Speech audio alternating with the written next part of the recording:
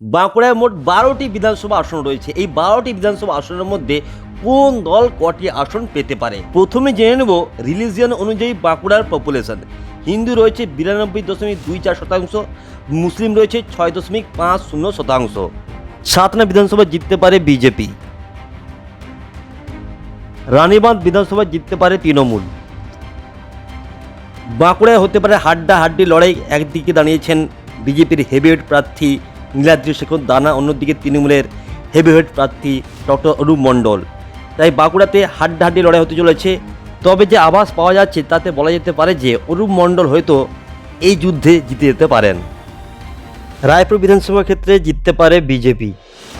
বড়জোড়া বিধানসভা ক্ষেত্রে একটা হাড্ডাহাড্ডি লড়াইয়ের সম্ভাবনা রয়েছে, কিন্তু শেষ পর্যন্ত হয়তো জিততে পারে বিজেপি। সৌমিত্র খাঁ বিষ্ণুপুরের এমপি। সৌমিত্র খাঁয়ের ওন্দা ও বিষ্ণুপুরে একটা প্রভুত্ব রয়েছে, তার সেখানে সংগঠনও মজবুত রয়েছে। তাই ওন্দা ও বিষ্ণুপুরে জিততে পারে বিজেপি। তালডাংরা বিধানসভা ক্ষেত্র তৃণমূলের শক্ত ঘাঁটি, তাই তালডাংরায় জিততে পারে তৃণমূল।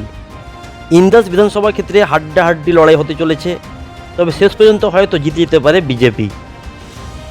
সোনামুখী বিধানসভা ক্ষেত্রেও নেক টু নেক লড়াইয়ের সম্ভাবনা রয়েছে, তবে হয়তো শেষ পর্যন্ত জিতে যেতে পারে বিজেপি। কতুলপুর বিধানসভা ক্ষেত্রে একটা ভয়ঙ্কর খেলা হতে চলেছে। কে জিতবে এই বিধানসভা ক্ষেত্রে তা বলা খুবই কঠিন, তবে হয়তো সম্ভাব্য জয়ী হতে পারে বিজেপি।